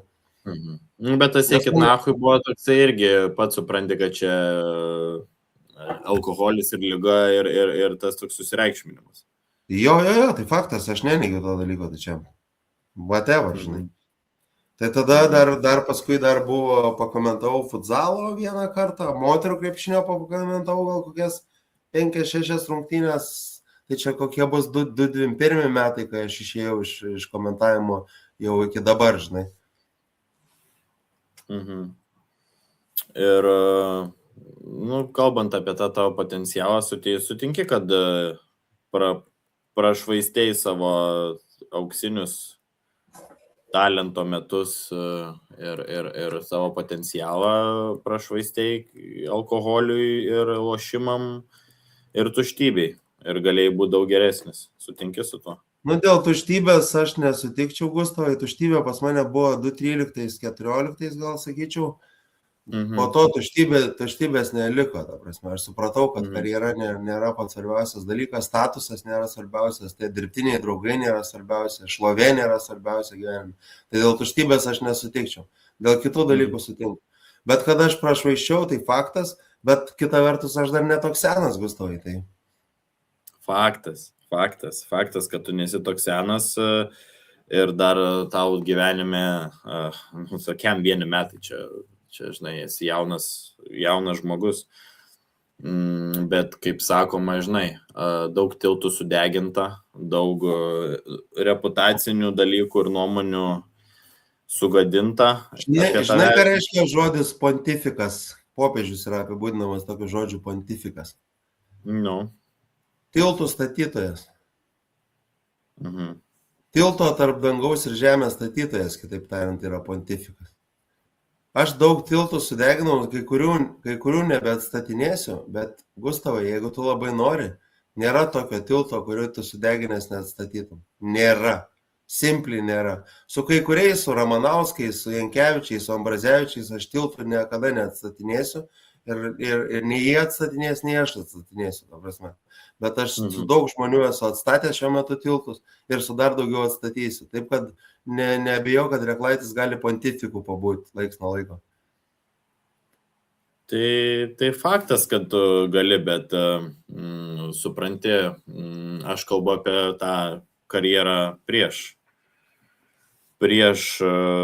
ankstesnę karjerą, žinai, ir vis tiek tavo tas, turbūt sutinki, kad jeigu ne alkoholis ir tas gyvenimas, tu galėjai turėti ir karjerą, ir gyvenimą geresnį.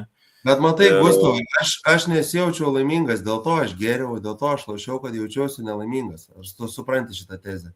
Suprantu. Manęs netenkino ta karjera, kur aš deliverinau ir uždirbdavau pinigus ir būčiau uždirbęs dar daugiau pinigų ir dar daugiau šlovės sulaukęs. Manęs jau nebetenkino tie dalykai, nes aš mačiau, kad mane tai veda į savižudybę elementariai, supranti? Supranti? Taip. Tai realiai tu gali sakyti, kad aš pragėriau, prarokiau, pralošiau, prapisau karjerą, bet aš visiškai taip nesijaučiu šiuo metu. Aš šiuo metu taip nesijaučiu. Supranti? Supranti, galiu paaiškinti, jeigu nori, ne? Kaip išsiplėsk. 2014 aš turėjau pinigus, statusą, moterų dėmesį, draugų, krūvas, tuntus, kas pastatytų alaus, kas pastatytų tekilos, kas Long Islandą sumaišytų man. Aš turėjau tokių žmonių pilną. Ar aš buvau laimingas? Ne.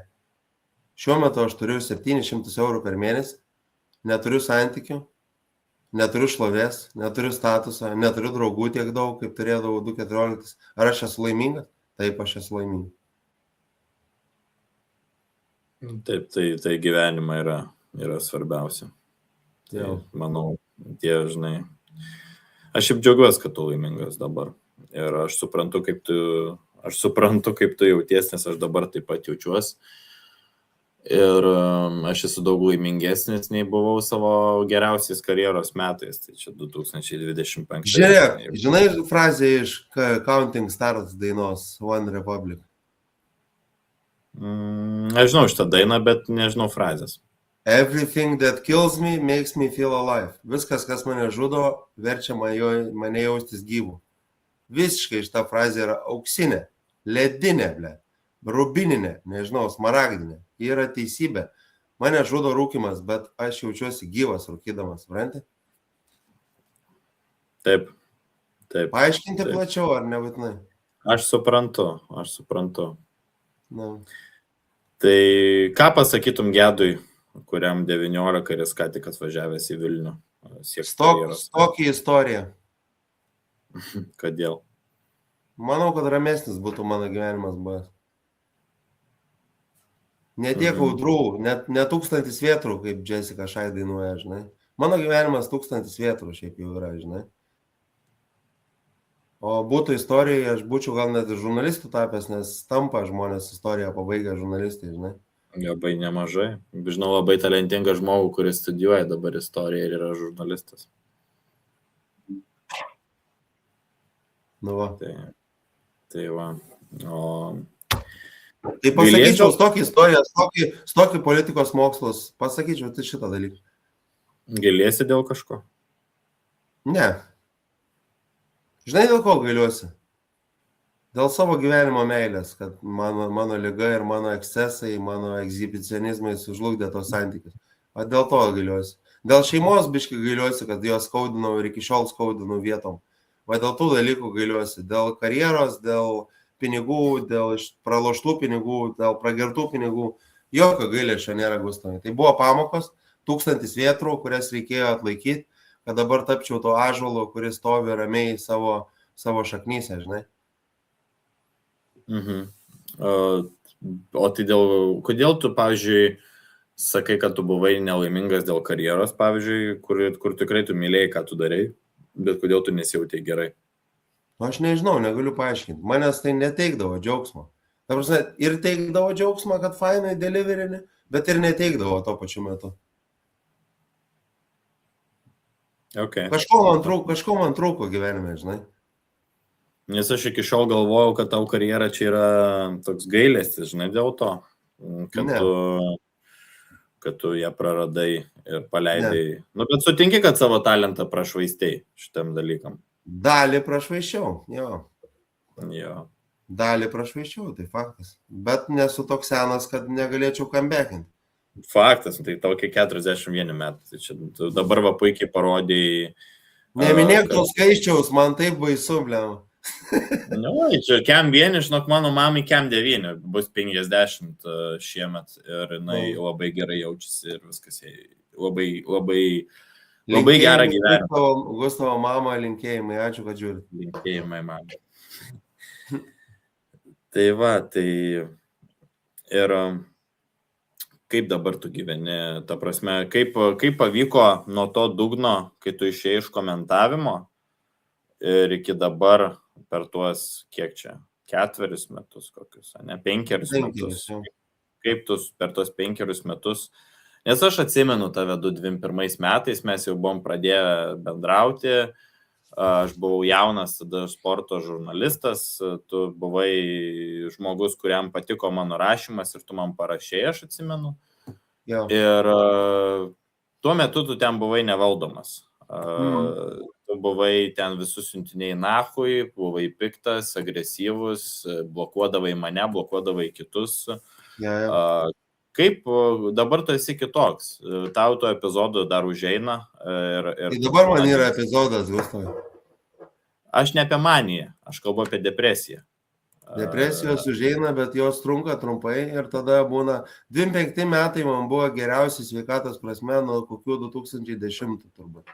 Nu tai va, tai noriu dar pabaigti. Ar netgi 9 metų, žinai.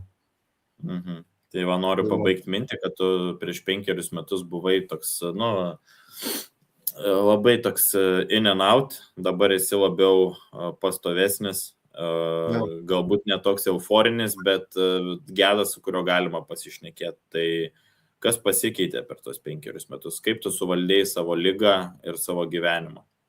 Prabėgo 5 metai, Gustavai, su metais daraisi kažkiek brandesnis, vis dėlto. Gal netobulai sekasi, aš mėgstu tą frazę, sakau, tobuli nebūsim, bet tobulėti reikia kasdien, žinai. Tai aš labai ligą užsiėmiau, vaistų vartojimų, discipliną, psichologiją, užsiėmiau tais dalykais, žinai, labai stipriai. Labai esu dėkingas savo psichiatrui Dariui Reminui, esu dėkingas savo psichologijai Vilmantei Uselytei, esu dėkingas savo šeimai, esu dėkingas ir savo esu dėkingas, žinok, nepatikėsi, aš retai savo pagirimų sakau gyvenime. Šiuo metu, išskyrus, kai buvau tuštybių mūgiai, žinai. Tai esu ir savo dėkingas, ta prasme, kad taip viskas einasi, žinai. Ir aš tikiu, kad 26 bus dar geresni už 25. Aš tikiu, aš padarysiu viską, kad tai būtų, žinai. Aš tam labai tikiu, Gedai. Dėkui. Aš tam tikiu. Tu žinai, kad aš tavim irgi labai tikiu. Jeigu aš tavim netikėčiau, šito pokalbio nebūtų. Jo, čia turbūt tavo paskutinis interviu, ne? Toks rimtas. Yeah. Nu, Tai tu esi... Tiškevičių interviu neduočiau iš 9 metrų, jeigu ką, tau duodu. Taip, žinai, man čia nėra labai svarbu, kam tu neduotų, man yra labai svarbu, kad man duodi. Tai aš... Pajokavom, žinai, pajokavom, Gustavai.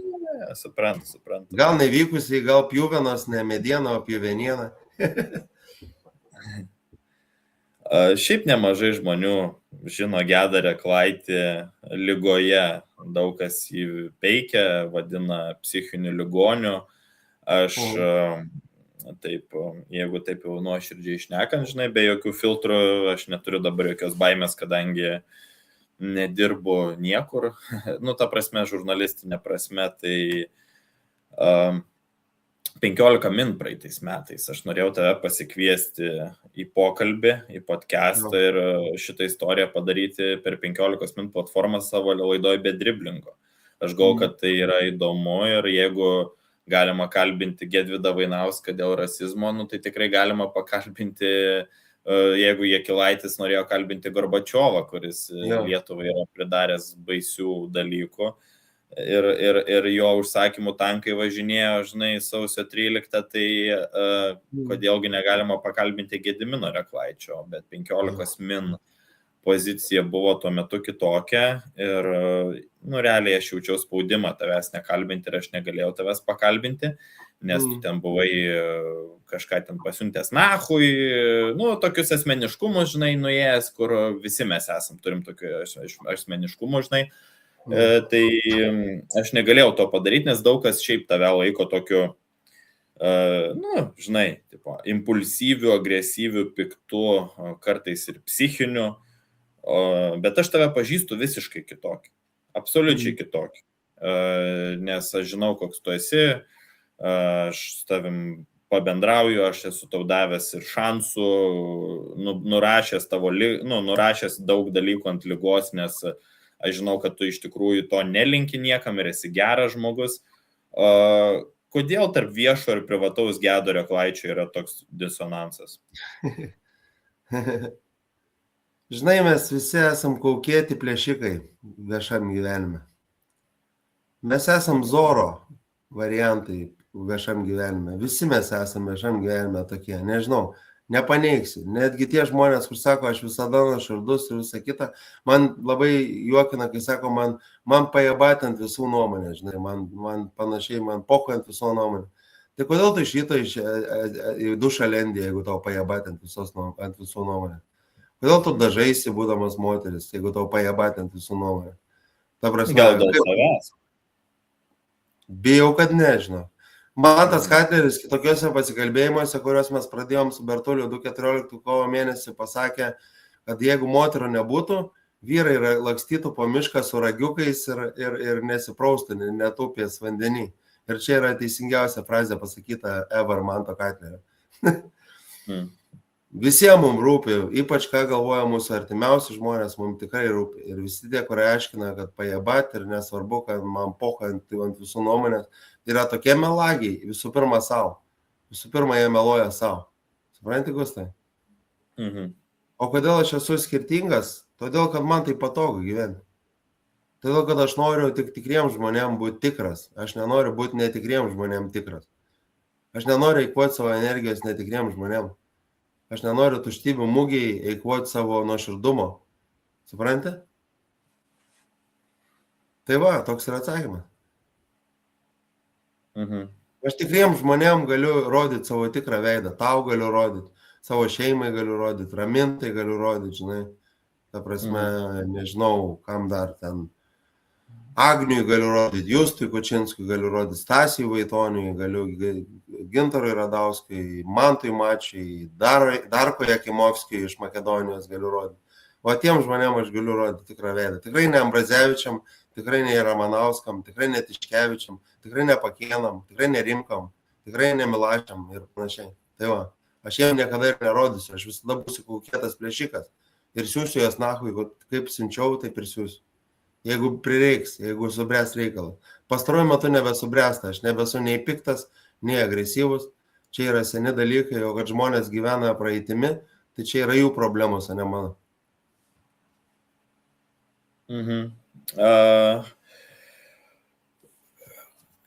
Ką galėtum galbūt pasakyti tiem žmonėm, kurie neleido tau visgi ir savo, kurie neleido visgi išsivalius dantų ir pasikeitus marškinių nenueit ant tos atbrailos? Noriu padėkoti. Mano šeima, aš dėl šeimos eičiau su liūtais ir tigrais kovoti, akis į akį, plikom rankom. Tai mano šeima tą dalyką žino, aš juos vis dar kartais paskaudinu, bet aš labai stengiuosi to nebedaryti. Netgi lygos pasiteisinimo neieškoti, nes lyga yra suvaldoma ir aš ją suvaldau. O kad jie man yra svarbiausia, tie artimiausi žmonės, draugų mažas ratas ir šeima, tai sakau, eičiau su tigrais ir grumtis dėl kiekvieno centimetro dėl savo šeimos. Tai tik mano šeima, tik jos dėka aš esu šitam pasauliu ir gimiau ir išsilaikiau šitam pasauliu ir tikiuosi išsilaikyti toliau. Ar galima tikėtis dar tavo sugrįžimo į rašytinę žurnalistiką? Matom, kad komentuoji, bet arba nori rašyti? Jau sutariau su TV3 LT ir Sportas LT, krepšinis net, ten bendra kontora yra, kad parašysiu autorinį tekstą 20 000 ženklų apie Lietuvos krepšinio rinktinių situaciją, apie medalių nebuvimą moterų krepšinėje, tai kiek 30 metų medalių nėra beveik, vyrų krepšinėje 11 metų, tai aš turiu kampą, turiu interviu su Tomu Keršiu, kuris pasirodė mano YouTube kanale, Gediminas Reklaitis, tai kanalas vadinasi. Tai va, pagal tą atsispirsiu, dar turiu pakalbinti maždaug 10 žmonių apie tą reikalą. Tai va, per artimiausias kelias savaitės gali tikėtis paskaityti, ką Reklaičio plunksna dar moka daryti šiais laikais. Aš žinau, ką moka, bet aš noriu, kad kiti pamatytų, žinai. Ar turi dainą, ar turi gal frazę, citatą, kurią norėtum užbaigti šitą pokalbį? Jo, norėčiau užbaigti savo moto, kuris yra dabartinis. Rusų tautybės žmogus teiraujasi lietuvių tautybės žmogaus. Sako, kaip ta Lietuva išgyvena? Sako, neturit nei brangakmenių, nei metalų, nei dujų, nei naftos. Sako, iš ko jūs gyvenat? Tai lietuvis sako, mes gerą nuotaiką gaminam, iš to ir klestim. Tai ačiū, čia buvo fantastiškas, nestandartinis ir neužmirštamas ir talentingas Gediminas Reklaitis per savo 41 gimtadienį ir buvau aš jau vėl žurnalistas Gustavas Klikna ir likit įsijungę. Ačiū tau, Gustavai, už šitą pokalbį, ačiū už gimtadienio dovaną. Nėra už ką. Iki visiems. Iki visiems. Dar pasilik dabar dar. Žiūrėk, Nusišypsok, aš padarysiu fotkę. Aha, tuoj. Aha.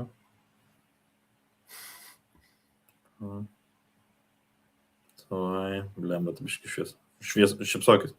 Aha.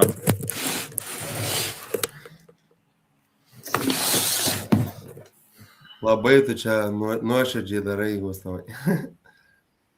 Šypsokis.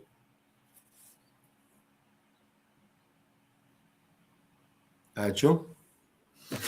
Tai va, Gerai, Gedulė. liekam pakalbėti. Ačiū visiems žiūrėjusiam, iki kitų kartų. Nu, tai ką, Gedulė. Gerai pakalbėjom. Ne?